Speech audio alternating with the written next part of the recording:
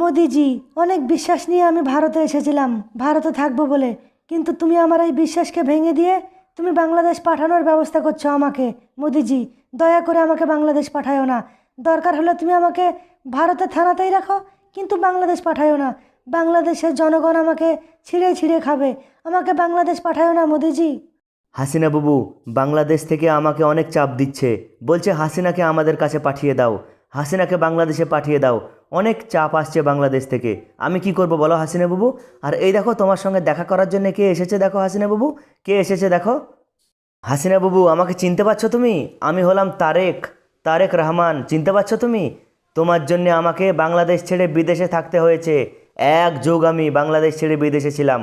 এখন আমার সময় হয়েছে বাংলাদেশ ফিরে যাওয়ার, আর সাথে করে তোমাকেও নিয়ে যাব। সেই কারণে আমি মোদিজির সঙ্গে দেখা করতে এসেছি। মোদিজি, তুমি আমাকে দিয়ে দাও হাসিনা বাবুকে, আমি সাথে করে নিয়ে যাব বাংলাদেশ। বাংলাদেশের জনগণ হাসিনাকে সাজা দেবে। তারেক ভাই, আমাকে ক্ষমা করে দাও, তুমি আমাকে মাফ করে দাও। মোদিজি, তুমি তারেক ভাইয়ের সাথে আমাকে বাংলাদেশ পাঠিও না প্লিজ। মোদিজি, অনেক বিশ্বাস নিয়ে আমি এসেছিলাম এই ভারতে। তুমি এখন আমার বিশ্বাসকে ভেঙে দিয়ে বাংলাদেশ পাঠানোর ব্যবস্থা করছো। মোদিজি, তুমি আমাকে বাংলাদেশ পাঠিও না। বাংলাদেশের জনগণ আমাকে আস্ত রাখবে না, একদম মেরে ফেলাবে। আমাকে এখানেই রেখে দাও মোদিজি। হাসিনা বাবু আপাতত তুমি এখন পুলিশের নজরেই থাকবে।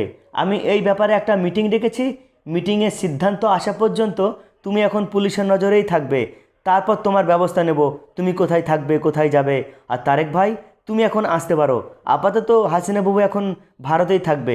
এই বিষয়ে আমি বাংলাদেশের সাথে পরে কথা বলবো। ঠিক আছে মোদিজি, তাহলে আমি এখন চলে যাচ্ছি। আর হাসিনা বাবু, মনে রেখে দিও, তোমাকে কেউ বাঁচাতে পারবে না বাংলাদেশের জনগণের হাত থেকে, কেউ বাঁচাতে পারবে না। ভাই যারা ভিডিও দেখছো লাইক করো, শেয়ার করো, চ্যানেল সাবস্ক্রাইব করো।